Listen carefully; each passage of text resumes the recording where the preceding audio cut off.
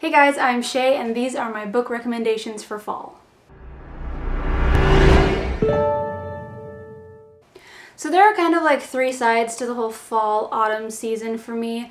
There's like the whole dark, dreary side with the rain and the sad depressingness and all that. And then there's the like comfy cozy, snuggle up in your bed or like wear scarves and sweaters and read a good book. And then there's the whole idea of the first day of school, which obviously happens in the fall. Or I guess it starts at the end of summer, but you get the idea. So on that note, I'm gonna kind of go with these three different categories and recommend some books for you in each category.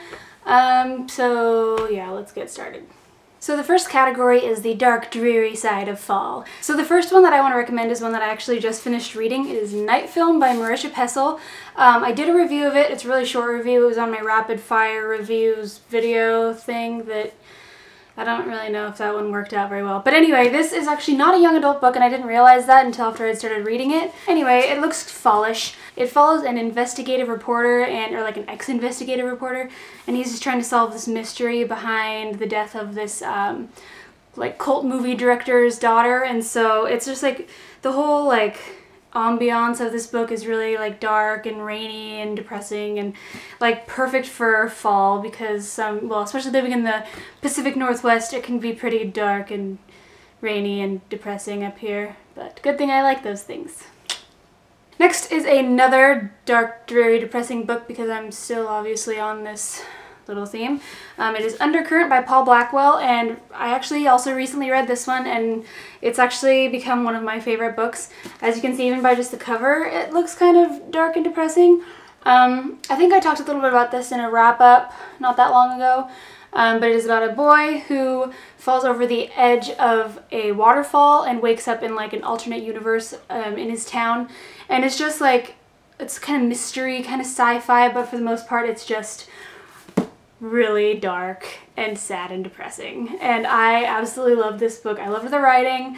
I loved everything about it. I love the characters. I love that it's just like a quick standalone book, but it doesn't seem quick. Like it was really well paced, I guess. So yes, definitely recommend this one for fall. Two more books in this category are Asylum and Sanctum by Madeline Rue. And the thing with these books is they actually don't take place in the fall. They take place during like a summer program at a college. But the feel of these books is so like appropriate for this time of year that I just had to put them in. These are definitely like horror books. They're about these kids that go to this, like I said, college, kind of pre-college program during the summer, and their dorm or whatever is like in an old asylum, and so it's just like really creepy and there's all that cool creepy things. And so yeah, and this is the sequel, Sanctum, which also takes place, I think it's a year later, or no, it's just the students' weekend. So this one, the second one I don't think actually takes place during the summer. I think just the first one takes place during the summer, but it still has the dark feel that I think would be perfect for fall. The next book that I want to recommend is Some Quiet Place by Kelsey Sutton. And in all honesty, I actually haven't read this one yet. So I guess you could ask, why can you recommend, or how can you recommend a book that you haven't even read yet? But if you look at the cover, her dress is made of leaves, like fall leaves. So I figure fall has something to do with this book. Reading the back, it looks really interesting. It's about this girl who can't feel emotion, but she like sees them personified like as people. And so in this one, like the one that she's dealing with is fear. And it just seems like kind of a dark book. It looks like a dark book, so I would recommend it. And plus it has a pretty cover, and so if anything else, that would be a good enough excuse to read this book, I think. Because what is wrong with reading a book that has a pretty cover? I don't see anything wrong with that. So there you go. That is my recommendation for a book that I haven't read yet. But I will be reading it soon because it is fall, and I want to read a fallish book. And that is hopefully this one. And then finally in this category, I want to recommend a good horror story, especially with it being like Halloween and all that coming up. So I recommend Horror Store by Grady Hendrix. And this one I don't think it has anything to do with fall. I don't know like what time of the year this is supposed to be taking place, but it was actually just like it's a really fun, like legitimately creepy book. If you don't recognize this, it is like a spoof on an IKEA catalog, and the whole book is like that. Like it has those weird things, those weird little diagrams, and the funny little Swedish names for the different furniture and stuff. And this book, I read it last year. It was really good. It's just really fun, really creepy book to read. So I would recommend this one for you also if you want something that's a bit more scary and a little less, I mean, it's still dark and dreary, but it's horror, unlike some of the other ones, so. Okay, so that is it for my dark and dreary reads. I'm going to get on now to the comfy and cozy reads. Okay, so since I have like quite a few books that I'm recommending you guys, I tried to not pick too many books for this next category, and I did, but at least they're all in the same series, so that's okay, I can show them all at the same time. For the comfy cozy reads, I would like to recommend the Lux series.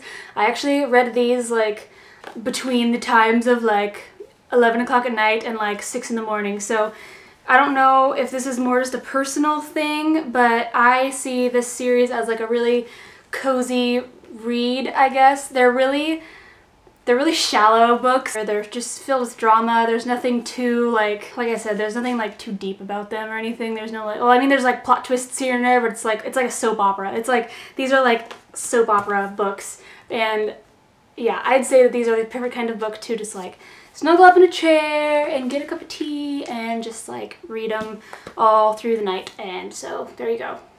And I love them. They are my like guilty pleasure books, and I actually plan on reading them again soon because they were so good. And finally, for the last category, which is the first day of school category, I guess you could call it, I have a few books to recommend. The first is a series. It's the Midnighters trilogy by Scott Westerfeld. And these books, I have loved these books since I was probably in middle school, I think. I think they've been around that long.